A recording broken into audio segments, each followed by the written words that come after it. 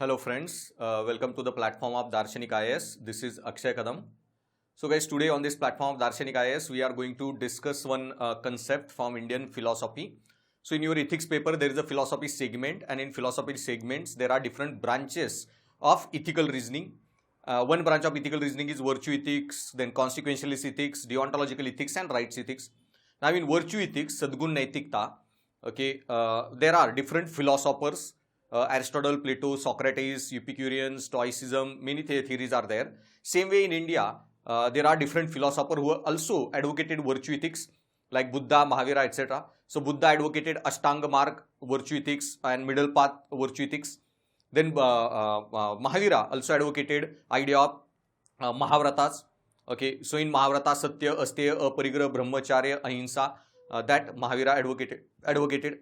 So these different thoughts in philosophy are very, very important. Okay, and we will discuss these important concepts. So I already recorded lecture on Buddha's idea of Pratitya Samutpad, Buddha's ideas on Four Noble Truths. Okay, then about Jainism. Also, I have already recorded a lecture where I have discussed the concept of Mukti in Jainism or concept of Kaivalya Gyan, where I have explained the idea of Samyak Darshan, Samyak Gyan, Samyak Charitra, etc. So in this recording, I will be discussing with you a very important concept from Mahavira's philosophy, that is concept of Anekantvad. Now it is very broad and wide concept, okay, in Jainism. So in Jainism, guys, the ultimate moksha, the end goal in Jainism comes through nirvana or moksha stage comes through mukti. So in Jainism, there is an idea of mukti, liberation, okay, detachment from the matter or pudgal. So in Jainism, ultimate stage is to become Kevali or Siddha Purush or Mukta Jiv. So in Jainism, Mahavira classifies the jivas into different categories like Baddha Jiv and Mukta Jiv. And under Baddha Jiv, there are different jivas, that is Ekendriya, Divendriya, Tirendriya, Chaurendriya, Panchendriya, etc. And all the jivas, according to Mahavira, are bonded with the pudgal, that is matter. And this jiva, when get attached with the pudgal matter, it starts enjoying the world. Okay, वो दुनिया भोगने लगता है. It tries to use this world, get attached and consume the world. Okay, तो ये जो पुद्गल और जीवा का जो बॉन्डेज है, okay, उसकी वजह से we keep trapped in this cycle of suffering, cycle of birth and death. और इस साइकिल से, सफरिंग से अगर ब्रेक होना है, then you need to break the bondage between जीवा एंड पुद्गल. और ये जो कार्मिक बॉन्डेजेस है, इसको डिस्ट्रॉय करके लिबरेटेड सोल, मुक्त जीव बनना, okay, is the ultimate stage in Jainism. और वो सिद्ध पुरुष बन जाता है. और ये करना है, then you need to conquer your desires and destroy this bondage between jiva and pudgala. और वो one who destroys his desire, conquers his desires, is called Jina. Okay, and that Jina, okay, or Siddha Purush, Kevali, guides you also, okay, to conquer your own desire, and that's why he is also called Tirthankar. So now, this stage of Mukta Jiv that you reach in Jainism, to reach that, first you need to acquire the Kaivalya Gyan, and you need to become Kevali or Kaivalya Gyan. And now this Kaivalya Gyan can be acquired, okay, through three ways, and where Mahavira introduces the concept of Ratnatraya or three jewels in Jainism. So in Ratnatraya, the three jewels of Jainism are Samyak Gyan, Samyak Darshan and Samyak Charitra. Now in Samyak Charitra, there is concept of Mahavrat and Anuvrat. So in Mahavrata, there is idea of Satya, Asteya, Aparigraha, Brahmacharya, Ahimsa, etc. And there are many minor Anuvratas. And by following Mahavrata, Anuvrata and living your life through Samyak Charitra, okay, and once you develop Samyak Charitra, then you develop the automatically Samyak Darshan. And with that Samyak Darshan, you look at the world, you study the world, understand the world, comprehend the world, and you acquire the Samyak Gyan. And by acquiring this Samyak Gyan, Samyak Darshan, Samyak Charitra, all three Ratnatraya, person eventually ends up becoming Kevali, acquires the Kaivalya Gyan. And when he becomes Kevali, acquires Kaivalya Gyan, he enters in a stage called Ananta Chatu Satyas, okay, where he realizes this Ananta Chatu Satyas, that is infinite knowledge, okay, infinite bliss, happiness. So infinite knowledge, Ananta Gyan, infinite perception अनंत दर्शन, infinite happiness अनंत सुख, and infinite power अनंत वीर्य. So that stage of a Kaivalya Gyan where person realizes this Ananta Chatusatyas.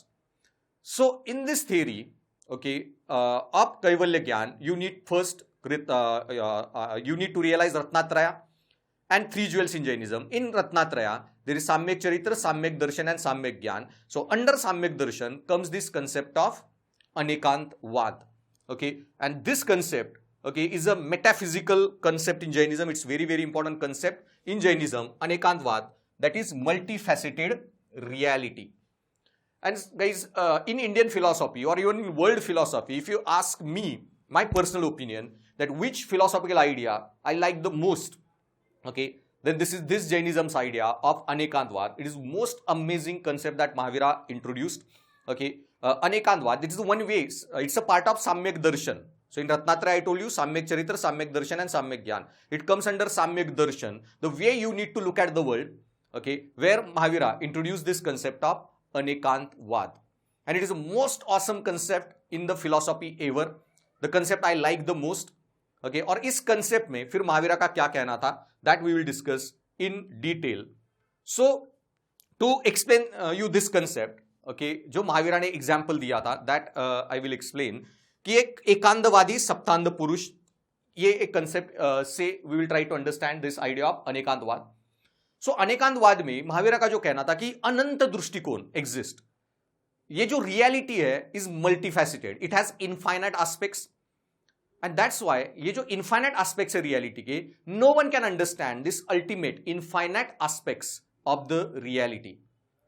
और इसको explain करने के लिए जो एक एग्जाम्पल है कि अगर 7 अंधे लोगों को अगर हाथी को टच करके उसको डिस्क्राइब करने को कहा, देन ये जो 7 लोगों ने जाके हाथी को टच किया, then different people touching different parts of elephant will explain elephant और describe elephant in a different manner. Okay, तो जो हाथी के नाक को छुएगा, nose, he will say elephant is like pipe. जो पैर को छुएगा, he will say elephant is like pillar. पेट को छुएगा, वो बोलेगा एलिफेंट इज लाइक बैरल.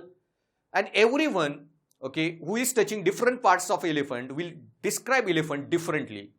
अब महावीरा का इसमें यही कहना था कि all these 7 people, no one is right and no one is wrong. Okay, everyone is correct in his own perspective, but no one is correct in his entirety. He doesn't understand entire perspective, and he only has his own limited perspective. And when we consider his limited perspective, he is right. But when you consider all entire perspective, he is wrong. So no one is right and no one is wrong. Okay, reality is infinite and only people know their side of reality. Okay, और इसीलिए महावीरा का जो अनेकांतवाद में concept में that अनेक धर्म, अनेक दृष्टिकोण, अनंत दृष्टिकोण exist, multiple reality exist, and no one has the complete understanding of reality. Every knowledge is limited. और इसी को जो महावीरा का कहना था, no one knows anything and no one knows everything. Okay, so no absolute judgment can be passed by anyone about any reality. तो इसलिए किसी को भी रियलिटी का सारा ज्ञान नहीं है. No one understands the multiple aspects of reality. Okay, हर किसी को जो पता है वो सिर्फ अपनी साइड है रियलिटी की. तो जो 7 अंधे लोगों ने हाथी को छुआ, हर किसी को सिर्फ अपनी साइड पता है रियलिटी की. They don't know the entire reality. No one knows everything. Okay, and everyone knows only his side of reality. और इसलिए महावीरा का जो कहना था that no one knows anything and no one knows everything. So when you describe reality, you should only talk from your own perspective. अब इसका पहले example देखो, और एक एग्जाम्पल देता हूं कि suppose you have seen the roses. आप किसी गार्डन में गए, आपने देखा कि रोज इज रेड, आपने देखा रोज इज येलो, और आपको किसी ने पूछा कि what are the colours of roses exist. आपने कहा rose is red and rose is yellow. Now these roses red and rose is yellow, ये सिर्फ आपका व्यू पॉइंट है, your side of reality. You may not know कि मुझे पता है that roses can also be of pink colour, purple colour, any white colour. You haven't seen other colours of the roses.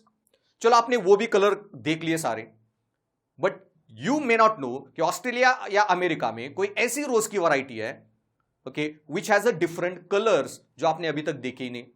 तो आपको जितने भी colour है रोज के पता, yellow, red, purple, white etcetera, you may not no okay कि Australia America में कोई ब्लैक कलर का भी रोज हो सकता है, and you don't know yet that side of reality.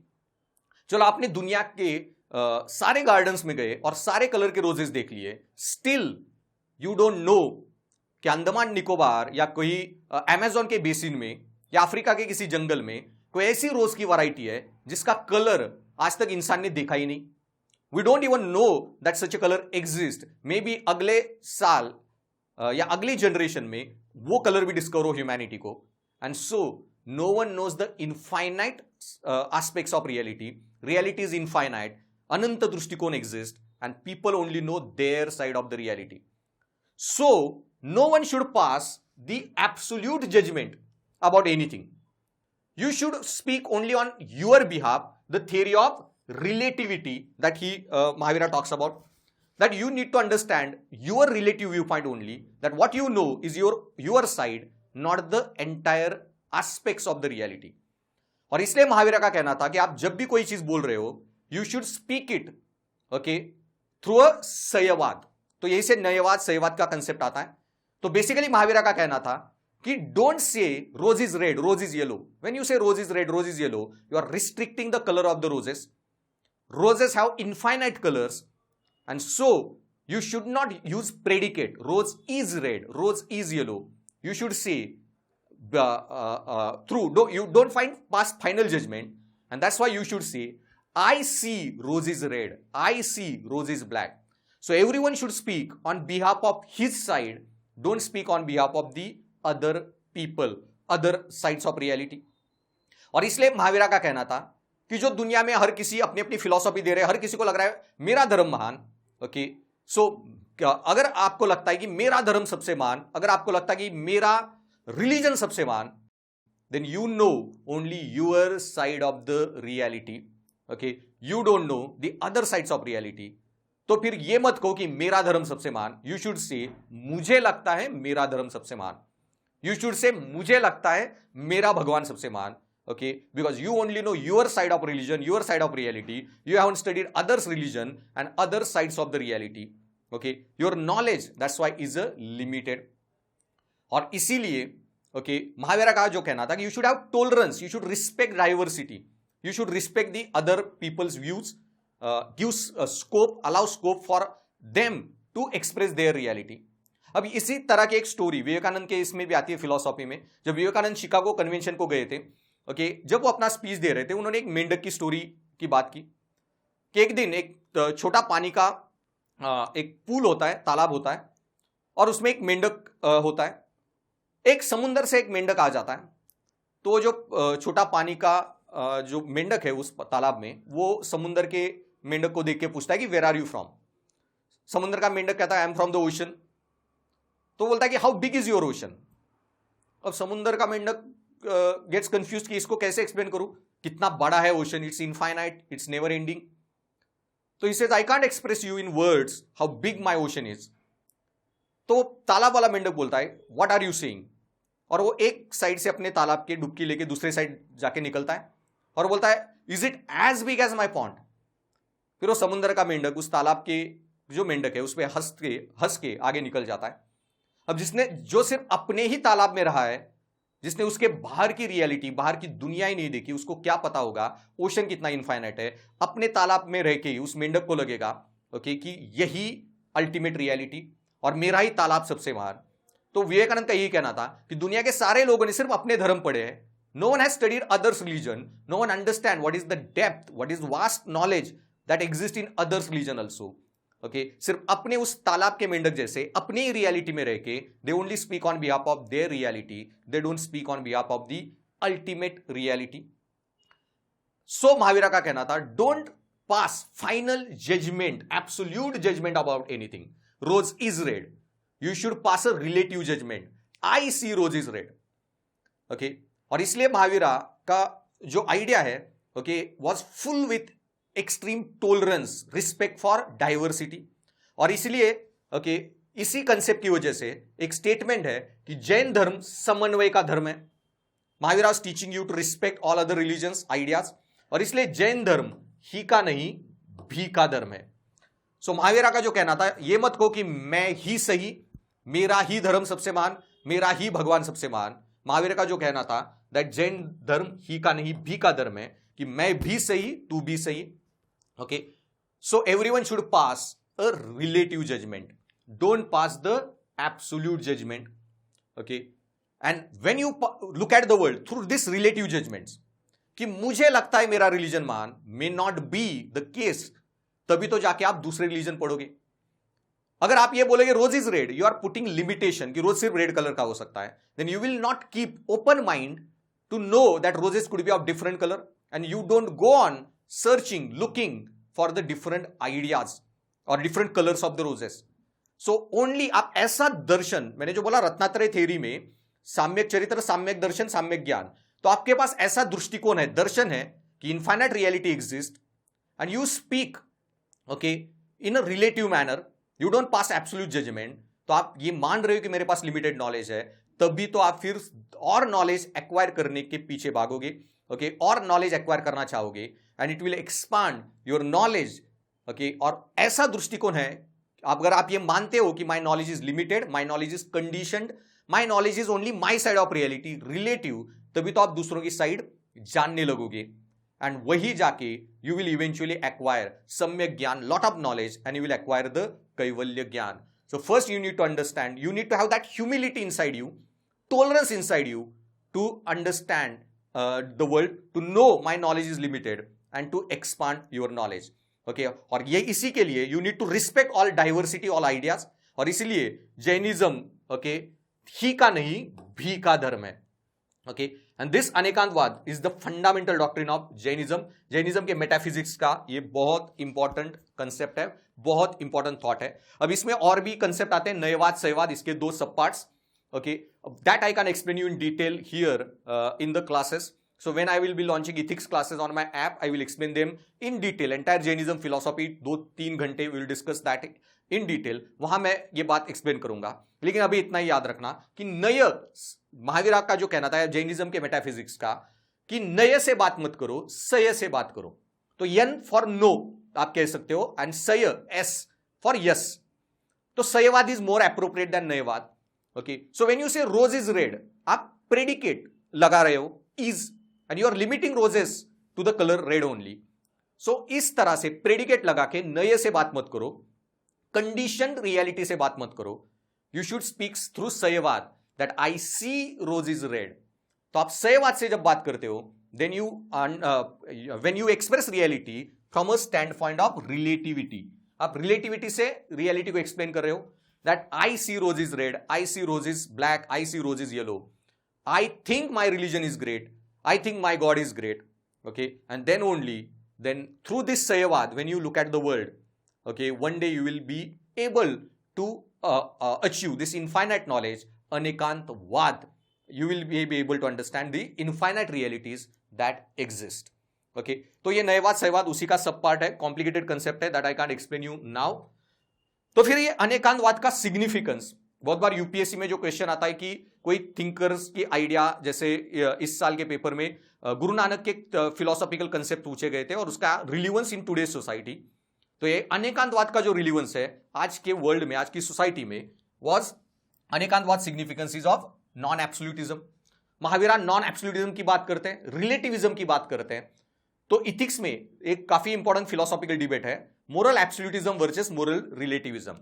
मैं अपने ऐप क्लासेस में इस पे डिबेट करूंगा। मेटा इथिक्स में दो डिबेट्स काफी इंपॉर्टेंट है, moral absolutism versus moral relativism, moral objectivism versus moral subjectivism. तो Mahavira was a relativist thinker. Okay, and इसलिए महावीरा का जो कहना था कि महावीरा की जो आइडिया है relative thinker, he was a relative thinker. So multiple realities exist and everyone is entitled to his own opinion, own ideas in reality. अब इसका एक एग्जाम्पल देने के लिए, महावीर ऑब्वियसली गांधी पे जैन फिलोसॉफी का काफी स्ट्रांग इंपैक्ट था। तो जैनिज्म में जो महाव्रता है, सत्य, अस्तेय, अपरिग्रह, ब्रह्मचर्य एंड अहिंसा, तो जो सत्य की आइडिया है, okay, this truth is a relative concept. Gandhi was relativist thinker and Jainism की भी जो आइडियाज है come under non absolutism, that is come under relativism, theory of relativity. तो मतलब क्या, जिसका एक एग्जाम्पल सिर्फ बताता हूं कि गांधी जब 78 फॉलोअर्स को लेके साबरमती टू दांडी के मार्च पे गए, तो इस 78 फॉलोअर में एक सीरियल किलर आदमी था। तो एक नेपाली आदमी था जिसने अपने घर की एक लड़की को बंगाल में, कलकत्ता में किसी जमींदार के घर पे काम पे रखा था। 1-1.5 महीने के बाद जब वो मिलने आया तो उसको पता चला that girl was raped by वो जमींदार एंड हिज फ्रेंड्स। तो उसने फिर रात को एक दिन वो जमींदार और उसके सारे दोस्तों के मर्डर कर दिए, ओके, और अपनी वो लड़की को लेके वो नेपाल चला गया। लेकिन उसको गिल्ट तो हुआ कि मैंने इन लोगों के मर्डर किए एक्सेट्रा। तब तक गांधी के बारे में काफी इंडिया में बात फैल गई थी कि कोई महात्मा है, साबरमती में कोई संत है, इस तरह से। तो वो बंदा नेपाल से ढूंढते ढूंढते घूमते घूमते साबरमती तक पहुंचा। उसने गांधी को आके सारी चीज बताई और कहा कि मैंने जो भी किया, लेकिन मर्डर तो किए, मुझे गलत लग रहा है, मुझे अपने ये पापों का प्रायश्चित करना है, तो मुझे आश्रम में रह के लोगों की सेवा करने दो। गांधी ने कहा कर लो, और वो काफी साल गांधी के साथ रह के आश्रम में साबरमती में वो सेवा कर रहा था। तो जब गांधी साबरमती से दांडी जाने वाले थे तो उन्होंने अपने फॉलोअर्स की लिस्ट बनाई, वॉलंटियर्स की, तो उसने भी अपना नाम दिया कि मुझे भी आना है। तो बहुत सारे लोगों ने गांधी को बताया कि गांधी जी ये जो 78 नाम है, इतनी बड़ी मूवमेंट बनेगी, हिस्ट्री में रिकॉर्ड हो जाएंगे इंडिया के, और आप ऐसे सीरियल किलर को कैसे ले रहे हो एज अ मूवमेंट में। तो गांधी ने क्लियरली कहा था, okay, that I am no authority to pass a judgement, absolute judgement upon him, कि इसने किया जो सही किया, गलत किया। इसको जो सही लगा उसने किया, फिर उसको लगा ये मर्डर करके उसने कुछ गलत किया, उसको लगा इसका प्रायश्चित होना चाहिए, वो मेरे पास साबरमती में आया, वो यहां रह के वो लोगों की सेवा करके प्रायश्चित कर रहा है, ओके। और अगर उसको लगता है कि ये साबरमती टू दांडी मार्च में आके ये देश की भी सेवा करेगा, okay, then he can. I am no authority to speak on behalf of truth. Everyone has his own side of reality, understanding of relative truth, okay. So ये जो अनेकांतवाद की आइडिया है, talks about non absolutism, okay, relative truths, and then it also talks about intellectual ahimsa. और आप जब ये मानते हो कि ये सिर्फ मेरी साइड ऑफ रियलिटी है, then automatically you start, okay, respecting other side of reality, और इससे इंटेलेक्चुअल अहिंसा पैदा होती है। तो मेरा कहना यही है कि महावीरा का अपना ओपिनियन कि नॉनवेज बिल्कुल नहीं खाना चाहिए, ओके, जैनिज्म के हिसाब से कि नॉनवेज खाना एक मेंटालिटी है, you enjoy the pleasure by killing other animal, and that's why ये मेंटालिटी बढ़ती ही जाएगी। तो आप आज जानवर मार के खा रहे हो, कल कोई और इंसान को मार के खाओगे, इंसान को भले मार के ना खाओ, but you will enjoy, okay, looting the other person, robbing the other person, and you will enjoy his pain. तो ये मेंटालिटी है, वो बढ़ती ही जाएगी। That's why absolute non violence की बात करते थे फिर वो, ओके, कि non veg in any form not allowed. Gautam Buddha का अलग ओपिनियन था। गौतम बुद्ध का कहना था कि नॉनवेज खा सकते हैं लेकिन सिर्फ मरे हुए जानवर का, ओके। सो क्योंकि आपने कोई एक्टिवली किसी जानवर को नहीं मारा, किसी वाइल्ड एनिमल अटैक किया, मार के वो भाग गया, कोई पेड़ गिरा, कोई इलेक्ट्रिसिटी लाइटनिंग हो गई और कोई जानवर मारा गया, या पेड़ गिर के कुछ हुआ, तो उस जानवर को तो हमने नहीं फिजिकली मारा, कोई एक्टिव वायलेंस नहीं किया। तो पैसिवली अगर वो मरा है, then we can eat a non veg only of dead animals, not of the by actively killing. तो बुद्धा का अपना ओपिनियन था नॉनवेज खाने पे, ओके। तो इस पे आइडिया यही है कि everyone should respect everyone side of the reality, तू भी सही मैं भी सही।